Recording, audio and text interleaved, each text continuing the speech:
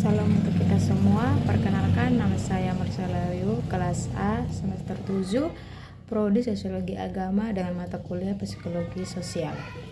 Di sini saya akan membuat tugas UAS tentang rangkuman materi dari kelompok 1 hingga kelompok 5. Dengan judul materinya, yang pertama motivasi beragama, yang kedua mistisisme dalam agama, yang ketiga konvensi agama, yang keempat agama dan kepribadian, dan yang kelima agama dan kesehatan mental. Materi yang pertama, motivasi beragama. A. Agama adalah sistem kepercayaan yang menghubungkan manusia dengan spiritualitas dan mengatur hubungan manusia dengan Tuhan, dirinya sendiri dan orang lain. Agama juga merupakan ajaran kebaikan yang menuntun manusia kembali kepada hakikat kemanusiaannya.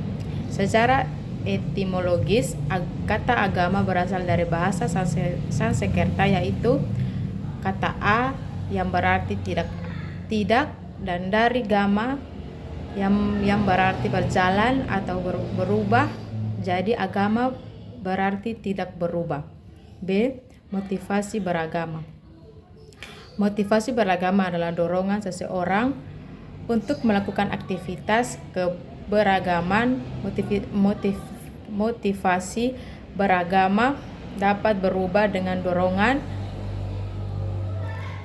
untuk memeluk agama dan kecanduan untuk menjalankan ajaran agama, adanya tujuan hidup yang sesuai dengan ajaran agama. Motivasi beragama dapat menjadi penguji sikap manusia dalam beramal benar atau salah. Motivasi beragama juga dapat menjadi faktor internal yang dapat meningkatkan kemalangan beragama. C. Peran agama dalam kehidupan sehari-hari. Agama berperan sangat penting dalam mengatur sendi-sendi kehidupan agama dan mengarahkannya kepada kebaikan bersama. Agama dan beragam adalah salah kesatuan namun memiliki makna yang berbeda. Materi yang kedua, mistisisme dalam agama. Pengertian mistisisme agama. Menurut KBBI, mistisisme adalah subsistem dalam agama yang memengaruhi syarat manusia untuk merasakan emosi bersatu dengan Tuhan. Rousseau M. Jones mengidentifikasikan mistisisme sebagai kesadaran yang akrab dengan Tuhan. A. C. Browns menambahkan bahwa mistisisme bersifat monositik dan universal. Dalam kompleks Islam, mistisisme dikenal sebagai tasawuf atau subsistem yang bertujuan untuk mencapai hubungan langsung dan disadari dengan Tuhan, merasakan kehadirannya. Klasifikasi mistisisme agama. Istilah agama Jawa merujuk pada tradisi yang berkembang dari kalangan masyarakat Jawa, memiliki pandangan hidup yang berbeda dari agama-agama besar seperti Islam, Kristen, Hindu, dan Buddha. Prof. Afif Muhammad menyatakan bahwa agama Jawa kaya akan mistisisme dan sistem kepercayaan yang mencakup mikrokosmos dan makrokosmos serta keselarasan hidup dengan alam. Warisan Hindu dan Buddha di Jawa termasuk candi dan sastra memperkuat hubungan masyarakat Jawa dengan spiritualisme kedua agama tersebut. Materi yang ketiga, konvensi agama. Pengertian konvensi agama. Konvensi agama adalah perubahan keyakinan seseorang dari satu agama ke agama yang lain.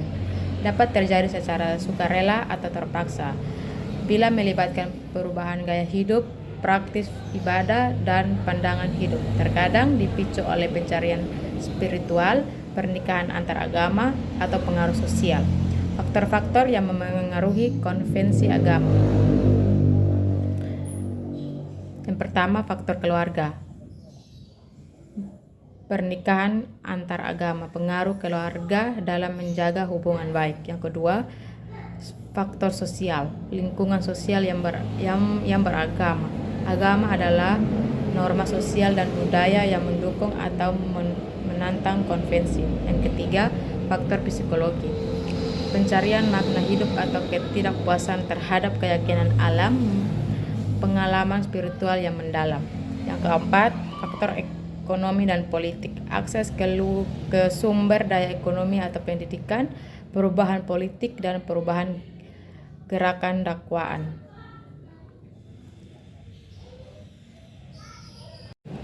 Materi yang keempat, agama dan kepribadian. Agama memengaruhi perkembangan moral dan etika individu. Agama memainkan peran penting dalam membentuk moral dan etika individu, memberikan kerangka kerja bagi pelaku dan keputusan moral seseorang. Agama seringkali mengajarkan nilai-nilai etika yang menjadi dasar bagi kesadaran moral individu dan masyarakat. Nilai-nilai ini meliputi kejujuran, kasih sayang, kesetiaan, disiplin, dan tanggung jawab. Agama memberikan penjelasan dan contoh-contoh tentang bagaimana nilai-nilai ini harus diaplikasikan dalam kehidupan sehari-hari. Nilai-nilai dan kepercayaan agama memiliki pengaruh yang mendalam dalam membentuk persepsi diri dan pandangan dunia individu. Agama memberikan kerangka kerja yang kuat untuk memahami diri sendiri, peran dalam masyarakat dan makna kehidupan, peran keluarga dan komunitas keagamaan dalam menanamkan nilai-nilai keagamaan dan membentuk kepribadian individu. Keluarga dan komunitas keagamaan memainkan peran yang sangat penting dalam menanamkan nilai-nilai keagamaan dan membentuk kepribadian individu.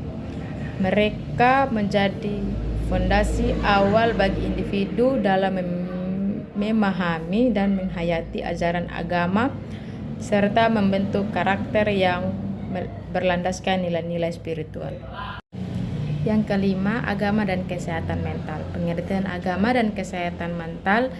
Pengertian agama menurut J.H. Libau, agama adalah cara bertingkah laku sebagai sistem kepercayaan atau sebagai emosi yang berkocak khusus, sedangkan definisi agama menurut Taus adalah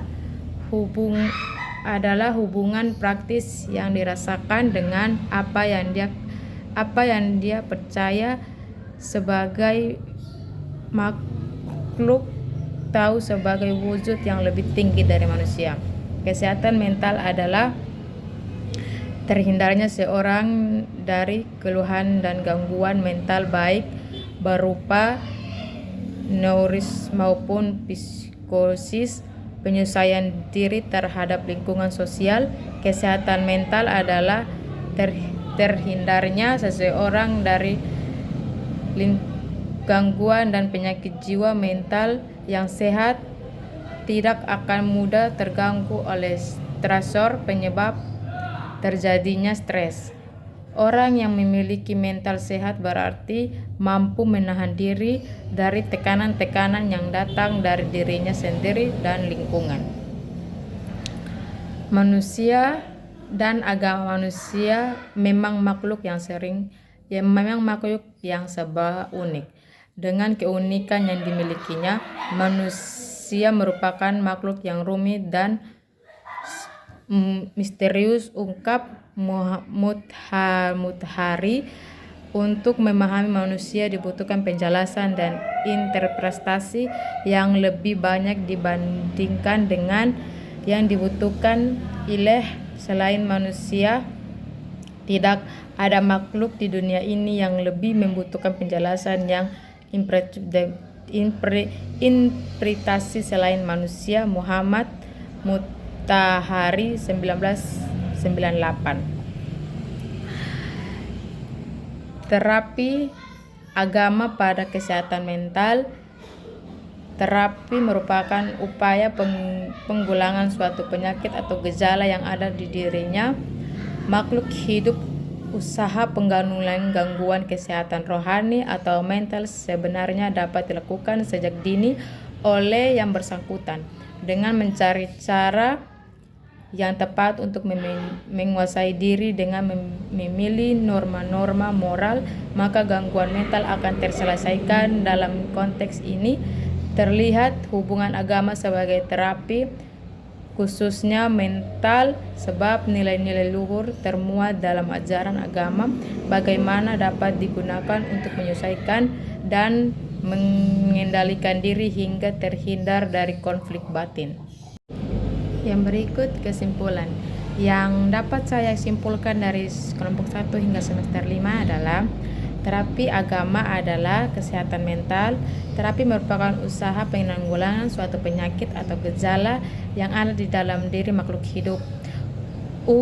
Usaha penanggulangan gangguan kesehatan rohani atau mental sebenarnya dapat dilakukan sejak dini oleh orang yang bersangkutan dengan mencari yang tepat untuk menyesuaikan diri dan memilih norma-norma moral, maka gangguan mental akan terselesaikan. Dalam konteks ini terlihat hubungan agama sebagai terapi khususnya mental, sebab nilai-nilai luhur termuat dalam ajaran agama bagaimanapun dapat digunakan untuk penyelesaian dan pengendalian diri hingga terhindar dari konflik batin.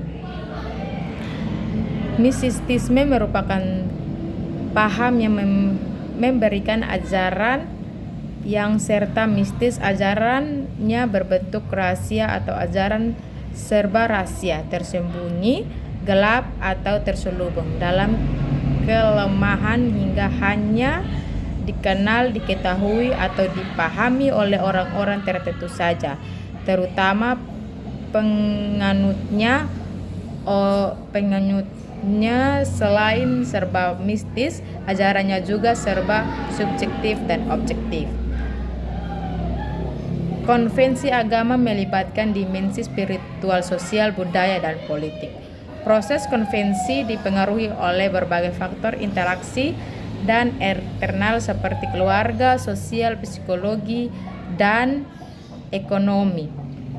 Hubungan antar agama dan kepribadian merupakan hubungan yang kompleks dan dinamis. Kesehatan mental adalah terhindarnya seseorang dari keluhan dan gangguan mental, baik berupa neurosis maupun psikosis atau penyesuaian diri terhadap lingkungan sosial. Orang yang sehat mental akan senantiasa merasa aman dan bahagia dalam kondisi apapun. Sekian dulu materi yang saya bawakan. Sekian dan terima kasih. Salam.